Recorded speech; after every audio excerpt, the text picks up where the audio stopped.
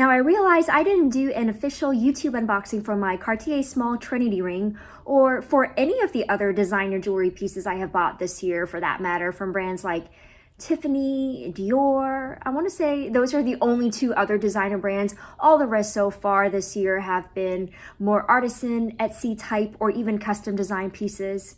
I say that like I casually buy this stuff all the time, but let's be honest, prior to this year, I have never bought designer fine jewelry. This is all brand new territory to me. So in a way, maybe I should have given each of these pieces a little bit more pomp and circumstance instead of revealing them all at once. Which, shameless plug, if you have not seen my daily jewelry collection video, I have it linked below. I've added a bunch of new fine jewelry pieces to my collection this year, and I'm happy to say my collection is nearly complete. Nearly. So be sure to stay tuned for more unboxings and reveals in upcoming videos, and I promise I'll be better about showing you my new pieces.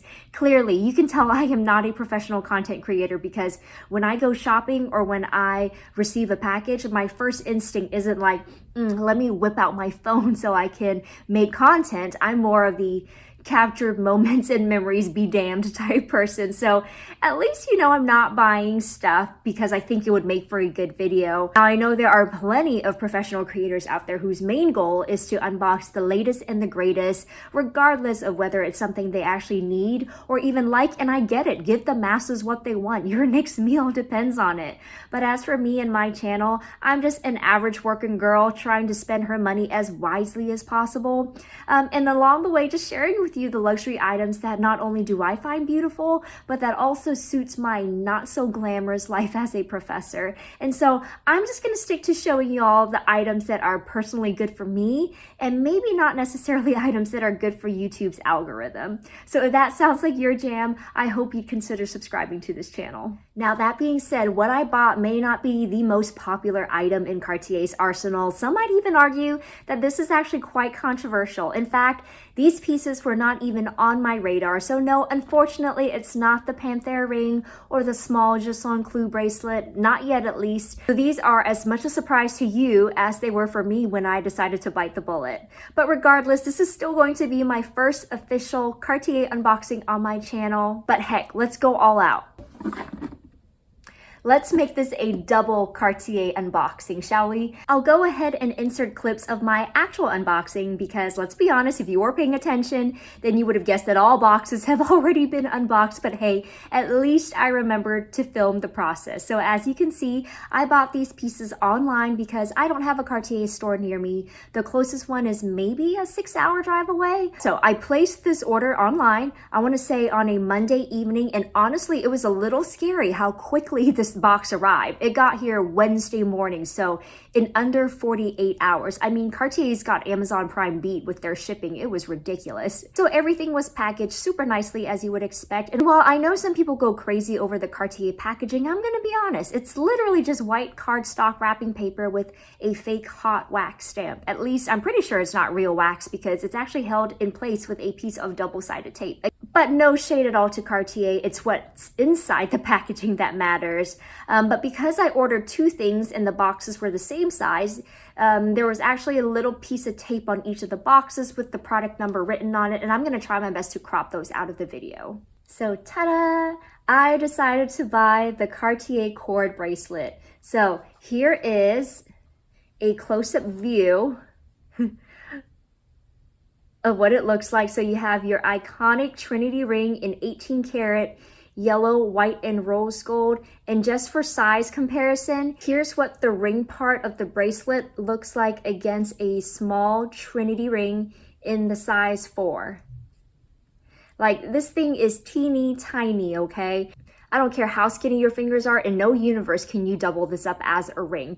Now, I can see someone wearing it as a necklace if you ever get tired of the cord and want to change it up.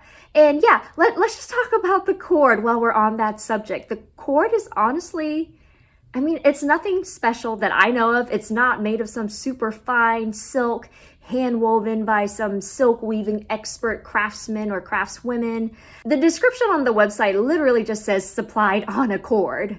So this legit just looks like your DIY arts and craft type cord, like the ones you would buy at Michael's for a fraction of a cent per foot. And same thing in terms of how the cords are tied. I'm no knots expert, but to me, this just looks like a very standard sliding knot.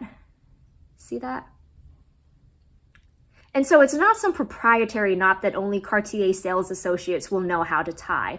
Now, at least the ends of the cord are nicely sealed, which yay, this helps keep the cord from fraying or even possibly coming undone, because how heartbreaking would it be to lose a $750 bracelet because its nylon string came undone? And here is what the bracelet looks like on. So I get that this is a popular casual everyday jewelry piece in certain circles, but it is controversial, especially among the non-luxe loving circle. So basically to the rest of the world, right?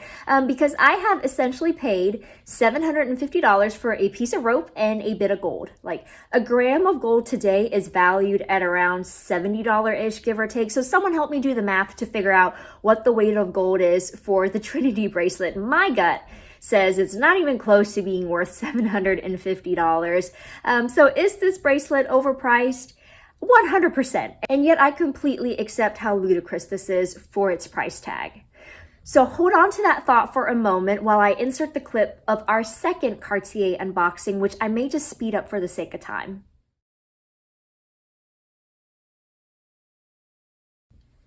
And so for our second Cartier piece, may I review to you, ta-da, yet another Cartier Trinity rope bracelet. So this is what my mom and I decided to get. And we had so much fun picking these out together, which is why regardless of how silly the price tag was, I don't mind. It was just nice getting to be naughty together and spending so much on something so silly. Now, I mentioned in my jewelry video that we currently have a matching set of Kendra Scott Elena bracelets, which we love, but we've had them for a long time and they're really starting to look dingy. So we wanted to replace them with a fine jewelry piece, and we looked at so many before settling on this one. So while granted for a fine jewelry piece, there's nothing super fine about this. Here's still why we decided to pull the trigger. First, there's no denying that absent the price tag, it is still a very nice casual everyday piece to have. Plus, we wanted something that would be easy to take on and off since neither of us wear our jewelry to shower or to bed. And at my mom's age, and heck, even at my age, like the spring clasp type bracelets, they're just a pain to finagle with every morning. I'm just hoping that my daily constant messing with the cords don't cause them to fray or loosen too quickly. So what I've been doing is I've been leaving one side just permanently adjusted to how big I want the loop to be, and I just fiddle with the other side to tighten and loosen it every day instead. And I just do it until the loops kind of match. The one thing I didn't account for though is that I do have very tiny wrists that measure about 5 inches in circumference. And so the loops kind of go down further on either sides of my wrist than I would have visually liked. And because of that, the cords do kind of stick out a little bit, but it's not a big deal. And plus I think the cord will relax over time. So yeah, a casual everyday piece that's just easy to put on and take off. Now, second, we really like the idea that we now have an excuse to go into a Cartier store together without feeling the pressure to have to buy something each time. And that's because Cartier offers you complimentary cord refittings for this bracelet. Yeah, I'm trying to make it sound fancier than it really is. Now, in the past though, Cartier used to offer an entire rainbow of cord colors to choose from. And now I believe most stores have at what, like max 5 colors. I want to say the cords now come in black, emerald, red, navy, and either some sort of gold, silver, or white. Like, someone please let me know down in the comments if you know. Which is just such a shame that Cartier can no longer afford to offer more cord colors. And yes, I am being facetious. Like literally, we're talking about a fraction of a cent for this cord right here. That's literally how much this much footage of cord would cost. It's just tragic. Also, is this one of those deals where if I switched out the cord on my own, would Cartier no longer replace the cords because I've tampered with the integrity of their original product? Like, let me know if you have experience with getting this swapped out at a store. Let me know what that was like, what cord color you chose, just all the juicy stuff. So yeah, while it is disappointing that we don't get to choose from an entire rainbow of colors, I think it's still going to be an experience we get to have together, which to me makes this piece that much more special, like the gift that keeps on giving. Actually, it's more like something that we've already paid for in advance. Potato, potato.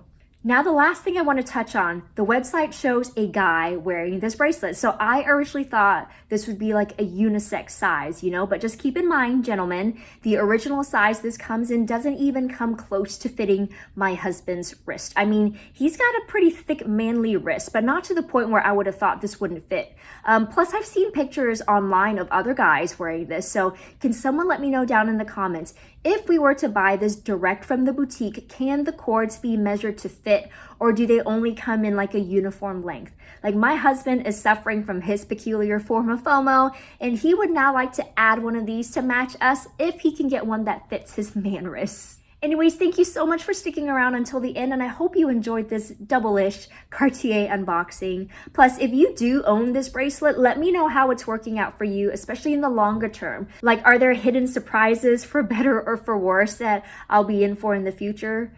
And finally, if you enjoyed this video, please don't forget to like, subscribe, and hit that notification bell, and I hope to see you back for my next video.